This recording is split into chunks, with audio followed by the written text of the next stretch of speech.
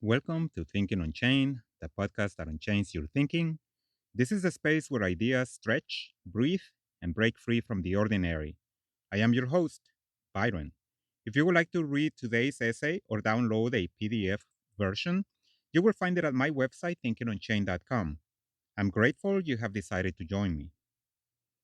The title of today's essay is The Never Ending Cycle of Prescription. A patient sits across from a clinician. The clinician glances at a screen and says, "Your results are in." Hi. A pause. "I've written a prescription. Pick it up at the pharmacy." In many cases, that is the whole encounter. No inquiry into the patient's life. No curiosity about what high might mean in the ecology of their days. No exploration of stress, sleep, food, fear, family, work, or the quiet burdens that shape a body's chemistry. No invitation to reflect on causes, patterns, or possibilities. Only a number, a label, and a prescription. It is medicine reduced to a monologue, but health is not a monologue. It is a conversation between biology and biography, between science and culture, between experience and lifestyle, between the body and the world that presses upon it. When a clinician speaks only in results and prescriptions, they treat the patient as a malfunctioning mechanism rather than a meaning making being. They offer answers without asking questions. They intervene without understanding. They treat the lab volume, not the life that produced it.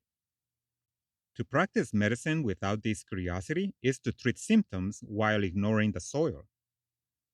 A clinician sits in a room with a patient, but the room is not really theirs. It is shaped by timers, checklists, billing codes, and the quiet hum of a system that measures efficiency more easily than understanding. 10 minutes. Equity removed in favor of equality. 10 minutes to review a chart, interpret numbers, reconcile medications, screen for depression, remind the patient about a colonoscopy, a mammogram, a vaccine, a food exam, a retinal exam, a lab test for another condition entirely. 10 minutes to document it all in a way that satisfies the invisible auditors who will never meet the patient but will judge the visit nonetheless. In such a space, curiosity becomes an extravagance, wonder becomes a risk, listening becomes an indulgence the system does not reimburse. So the clinician does what the system rewards: checks boxes, updates lists, orders tests, renews prescriptions. Not because they lack compassion, but because compassion has been crowded out by throughput. The deficiency is not in clinicians failing to ask, what in your life might be speaking through this number? The deficiency is in the structure of care, leaving them almost no time to ask it. Patients are left feeling unseen. Clinicians are left feeling complicit. Both are caught in a machinery that treats health as a sequence of tasks rather than a relationship. The philosophical insult here is systemic, a healthcare model that confuses completeness with care and productivity with healing. To restore humanity to the encounter, the system itself must remember that a person is not a checklist and a clinician is not a conveyor belt operator. Both are meaning making beings trapped in a process that has forgotten its purpose. The patient arrives at the pharmacy carrying not just a prescription, but a quiet hope. Maybe here someone will explain what this medicine actually does. Maybe here someone will help me understand what my body is trying to say, or if this medicine is my best option. Maybe here somebody will see me. But the pharmacists, too, are bound to the same machinery. They have 1 minute, 60 seconds to fulfill their role in the production line, not 60 seconds to teach or to explore or to understand, 60 seconds to comply. So the pharmacist recites the script: take this much, take it this often, take it with with or without food? These are the common side effects, and the deeper questions, the ones that could change a life, remain unasked. What does this medication do inside the body? What might it heal? And what might it disrupt? What habits might make it unnecessary someday? What patterns in a lifestyle are whispering beneath this prescription? The patient lives with a bottle, but without understanding. The pharmacist stays with a conscience, but without time. Both are caught in a system that treats knowledge as a luxury and speed as a virtue. It is not the pharmacists fail to or cannot teach. It is that the structure of care gives them no room to be teachers. The patient wanted a conversation. The system delivered a transaction. The patient goes home with a bottle in his hand and a kind of resignation in his posture. He does not wonder how the medication works. He does not ask what changes in his life might help his condition. He does not explore the meaning of the number that started this whole chain of events. Why would he? Every signal he has received, from the 10-minute visit to the 1-minute counseling to the conveyor belt of reminders and prescriptions, has taught him that health is something done to him, not something done with him. That understanding is the clinician's job. That curiosity belongs to someone else. His role is simply to comply. So he swallows the pill without swallowing that responsibility. He trusts the system not because he has earned his trust, but because he has trained him not to question. Therefore, a system too rushed to educate ends up with patients who do not seek education. A system that treats people as passive recipients produces passivity. A system that reduces care to transactions cultivates a population that expects nothing more than transactions. The patient's lack of curiosity is not a personal failing. It is the predictable outcome of a structure that has replaced dialogue with directives. Sometimes the patient is curious. He gathers knowledge like kindling, hoping it will spark transformation. But then he goes home. And home is not a laboratory of self improvement. Home is a battlefield of obligations. There is a demanding job, sometimes two, sometimes three. The patient can be a mother who works all day and then works again when she gets home, caring for children, cooking meals, managing the invisible labor that never appears on a paycheck. The patient can also be a caregiver who cannot leave the house because someone depends on her for every basic need. There are bills, deadlines, commutes, exhaustion, and the quiet erosion of energy that comes from living in a world that never pauses. Lifestyle change is not simply a matter of choice, it is a matter of capacity.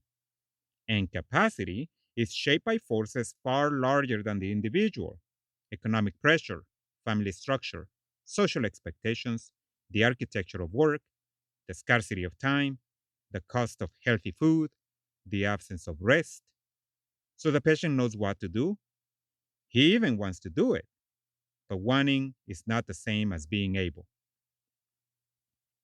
A healthcare system that tells people to change their lives without acknowledging their lives they actually live. A system that prescribes discipline without addressing the conditions that make discipline impossible. A system that treats barriers as excuses rather than realities. The patient is not failing. He is navigating a world that leaves little room for the slow, deliberate work of healing. Until health advice accounts for the gravity of real life, it will remain an ideal spoken in clinics and a burden carried at home. Before taking the first dose, on occasions, the patient turns not to the pharmacist, nor to the clinician, not even to the written leaflet, but to the glowing oracle of 60-second videos. There, in that carnival of compressed attention and at the mercy of his individual algorithms, he encounters a strange epistemic marketplace. Some clips offer genuine insight distilled with care.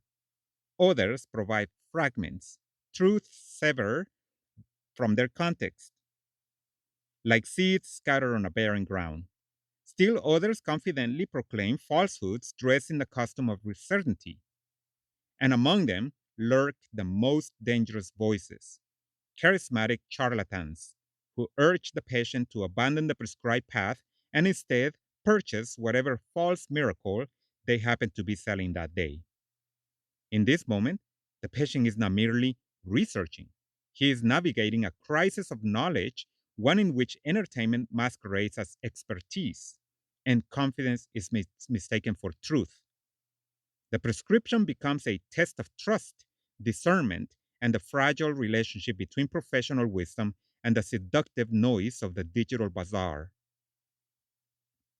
Yet, sometimes the patient is not resisting advice or neglecting his health. He is simply swimming uphill in a river carved long before he was born. He fights currents made of ancestry, biology, and chance, forces that do not negotiate, do not bargain, and do not yield to good intentions alone. He takes the medications, adjusts his diet, walks the miles, and still the numbers rise like a tide that refuses to obey the moon. It is not laziness. It is not ignorance. It is the quiet physics of a body shaped by genes that insist on their own story.